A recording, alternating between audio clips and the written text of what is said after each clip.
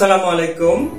Bertemu kembali dengan saya Cipta Hening, pengasuh Majelis Dzikir dan Tasawuf Sirul Asro Surabaya.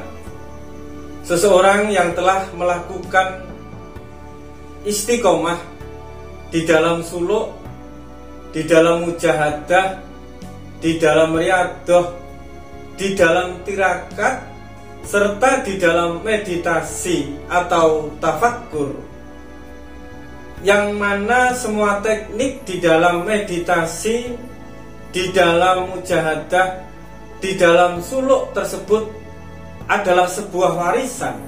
Artinya sebuah teknik perjalanan yang telah dan pernah dialami, ditempuh oleh para kekasih daripada Allah Subhanahu wa Ta'ala, atau sebuah teknik dan metode yang telah dan pernah ditempuh oleh beliau-beliau yang jiwanya telah disucikan oleh Allah Subhanahu wa Ta'ala. Maka tidak mustahil apabila seseorang menempuh jalan riyadhah, menempuh jalan mujahadah, menempuh jalan suluk, menempuh jalan meditasi atau tafakkur. Di dalam perjalanannya dia bertemu dengan para mursyidnya, dia bertemu dengan para kekasih Allah, meskipun beliau telah berpulang kepada Allah Subhanahu wa Ta'ala. Baik itu bertemu di dalam mimpi maupun bertemu di alam nyata dan bertemu di alam rasa atau alam sir, yaitu alam rahasia, alam rohani. Tetapi kita harus paham betul, apakah kita benar-benar bertemu dengan kekasihnya Allah, para mursyid atau para guru-guru kita yang telah mewariskan metodenya untuk mencapai kesempurnaan rohani kita, atau kita bertemu yang lain selain daripada para kekasih Allah atau guru-guru kita di dalam perjalanan kita, di dalam mempraktekkan metode yang telah diwariskan kepada diri kita. Lalu bagaimana cara membedakan kita benar-benar bertemu dan sebagai tanda bahwa kita sudah benar di dalam mempraktekkan metode suluk, metode mujahadah, metode meditasi yang telah diwariskan kepada diri kita, atau justru kita telah tersesat di dalam kita mengistiqomahkan atau mempraktekkan metode tersebut. Sahabatku, meditasi kuantum yang selalu mendapat keberkahan dan keberlimpahan dimanapun berada, sebagai tanda apabila diri kita itu benar-benar bertemu dengan guru kita, mursyid kita, atau para kekasih Allah di dalam perjalanan riyadhah kita, perjalanan di dalam proses penyempurnaan rohani kita, adalah kita dikuatkan pembicaraan kita dikuatkan mata kita dikuatkan hati kita dikuatkan keyakinan kita dikuatkan di dalam setiap menyampaikan suatu makalah, suatu pencerahan bagi orang lain, sehingga pencerahan kita itu semakin mengena di dalam hati orang lain. Pandangan kita dikuatkan sehingga pandangan kita mampu memandang kedalaman hati orang lain, apa yang dirasakan, apa yang disembunyikan di dalam lubuk hati orang lain, sehingga kita mampu mengetahuinya dan mengurainya, sehingga kita mampu menjernihkan, mensucikan hati orang lain. Rasa kita akan dikuatkan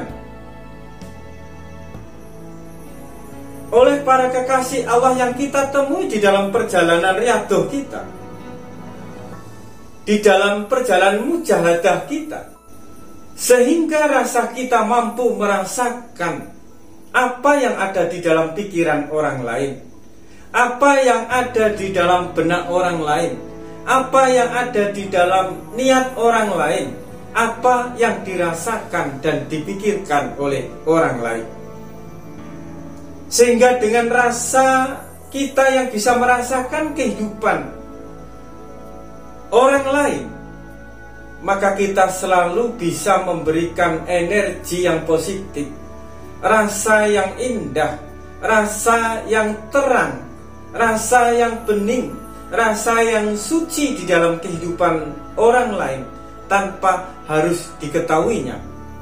Sehingga orang yang berada di dalam kesedihan mampu kita netralkan, kita cerahkan, kita bahagiakan, kita gembirakan tanpa harus diketahui oleh orang tersebut.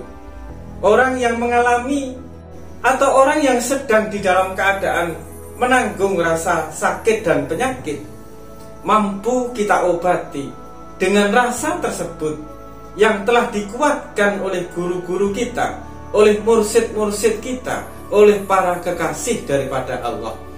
Sehingga rasa ini mampu menyembuhkan penyakit orang lain meskipun tanpa diketahui oleh orang tersebut. Proses penguatan para mursyid kita, para kekasih Allah di dalam kehidupan kita itu tidak merubah kesadaran kita, tidak merubah nada bicara kita, tidak merubah emosi kita. Kita tetap bisa mengontrol diri, kita tetap bisa mengontrol emosi, kita tetap bisa mengontrol hati kita. Itulah salah satu proses apabila kita benar-benar bertemu dengan guru-guru kita, dengan mursyid-mursyid kita, dengan para kekasihnya Allah di dalam proses perjalanan mujahadah kita, tidak merubah, tidak mempengaruhi kesadaran kita, tetapi menguatkan hati kesadaran itu jauh lebih kuat, jauh lebih positif. Dan sangat berbeda apabila seseorang itu telah mengaku bertemu dengan kekasih Allah, dengan para walinya Allah, dengan para guru dan para mursyid, namun dia hilang kesadaran, dia hilang kontrol diri, sehingga cenderung seperti orang yang kesurupan, yang tidak mampu mengontrol dirinya. Ketahuilah bahwa sesungguhnya dia bukan bertemu dengan para guru, bertemu dengan para kekasih Allah, namun dia bertemu dengan jin, dengan khodam yang diamalkan, yang dipraktekkan di dalam mujahadah maupun riyadhahnya. Mungkin kita sering melihat, kita sering mendengar bahwa seseorang itu sedang kemasukan Sunan Kalijogo,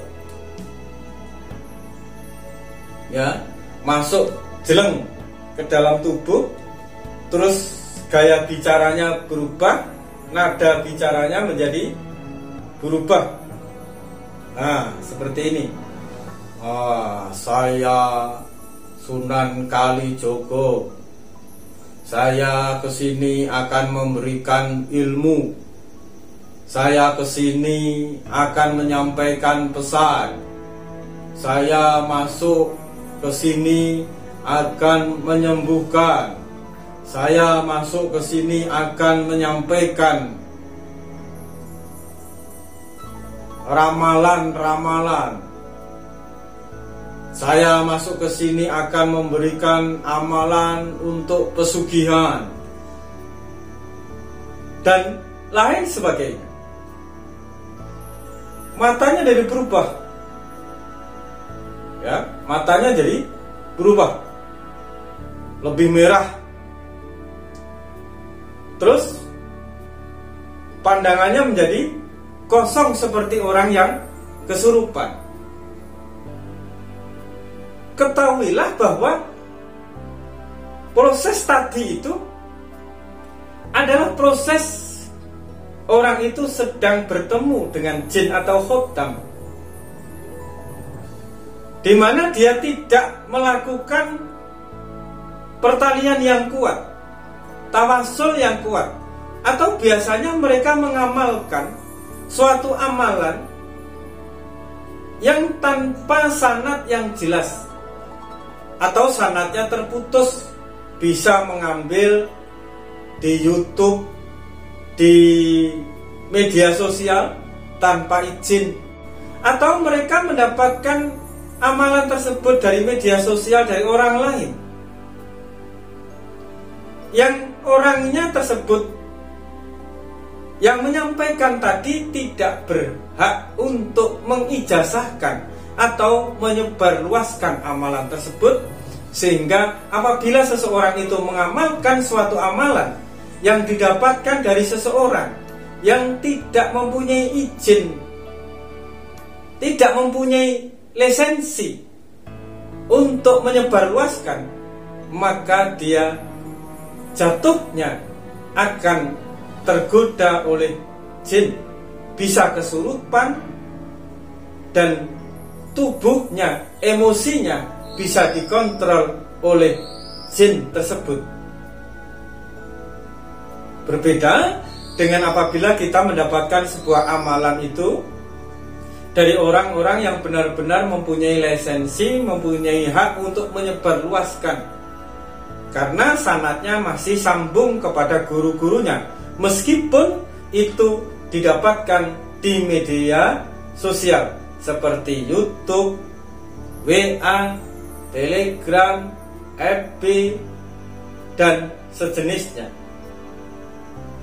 Nah, inilah sahabatku semua, meskipun amalannya itu sama, tetapi kalau kita mendapatkannya dari orang yang tidak mempunyai lisensi untuk menyebarluaskan, hasilnya akan berbeda. Hasilnya akan berbeda. Untuk itu, marilah kita mengamalkan sesuatu ini meskipun sedikit, untuk bekal kesempurnaan spiritual kita, untuk bekal membersihkan hati kita. Carilah sebuah amalan yang sanadnya itu masih tersambung. Dengan begitu, maka kehidupan kita tidak terpengaruh, tidak dikendalikan oleh sesuatu yang lain di luar diri kita, dan dimanfaatkan untuk menyesatkan orang lain. Marilah agar perjalanan rohani kita selamat dan kita bertemu dengan guru-guru kita di dalam perjalanan kita, sehingga kita dikuatkan di dalam kehidupan kita, di dalam setiap aktivitas yang kita lakukan. Maka